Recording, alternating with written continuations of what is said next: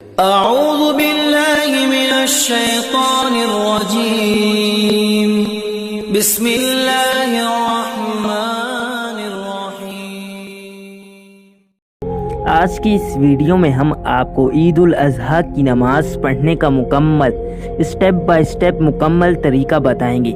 یہ نماز سال میں ایک بار ادا کی جاتی ہے، اس لیے بہت سے لوگوں کو اس نماز کا طریقہ بھول جاتا ہے، لیکن اگر آپ اس ویڈیو کو شروع سے لے کر آخر تک دیکھیں گے تو آپ کو عید الاضحیٰ کی نماز پڑھنے کا مکمل طریقہ سمجھ آ جائے گا۔ ہم آپ کو عید الاضحیٰ کی نماز پڑھنے کا طریقہ بتائیں گے۔ سب سے پہلے آپ نے عید الاضحیٰ کی نماز کی نیت کرنی ہے۔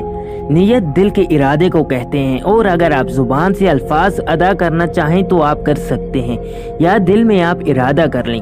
عید الاضحیٰ کی نماز کی نیت یہ ہے: میں نیت کرتا ہوں 2 رکعت نماز عید الاضحیٰ کی 6 زائد تکبیروں کے ساتھ واسطے اللہ تعالیٰ کے پیچھے اس امام کے منہ میرا خانہ کعبہ شریف کی طرف۔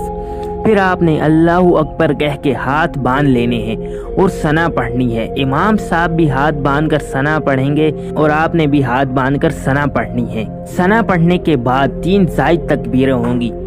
جب امام صاحب پہلی تکبیر یعنی اللہ اکبر کہیں تو آپ کو ہاتھ کانوں تک اٹھا کر چھوڑ دینے ہیں، ہاتھ باندھنے نہیں ہیں بلکہ کھلے چھوڑ دینے ہیں۔ پھر امام دوسری تکبیر کہے گا تو آپ نے پھر سے ہاتھ کانوں تک اٹھا کر چھوڑ دینے ہیں، اور جب امام تیسری تکبیر کہے گا تو آپ نے ہاتھ کانوں تک اٹھا کر باندھ لینے ہیں، کھلے نہیں چھوڑنے۔ بس آپ نے صرف 2 تکبیروں میں ہی ہاتھ کھلے چھوڑنے ہیں، اور تیسری تکبیر میں آپ نے ہاتھ باندھ لینے ہیں۔ اس کے بعد امام سورہ فاتحہ پڑھے گا۔ سورہ فاتحہ پڑھنے کے بعد امام کسی اور سورت کی قرات کریں گے، اور پھر رکوع اور سجدہ کر کے پہلی رکعت مکمل ہو جائے گی۔ پہلی رکعت مکمل ہونے کے بعد دوسری رکعت کے لیے اٹھتے ہی امام قرات کرے گا، یعنی سورہ فاتحہ کے بعد کوئی اور سورت پڑھے گا۔ اس کے بعد رکوع میں جانے سے پہلے امام صاحب 3 زائد تکبیریں کہیں گے۔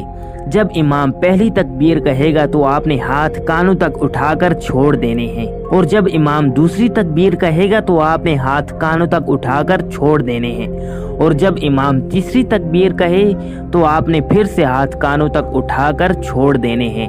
یہاں جو 6 زائد تکبیریں تھیں وہ مکمل ہو جائیں گی، اور اس کے بعد جب امام چوتھی مرتبہ اللہ اکبر کہے گا تو آپ نے بغیر ہاتھ اٹھائے اللہ اکبر کہہ کے رکوع میں چلے جانا ہے۔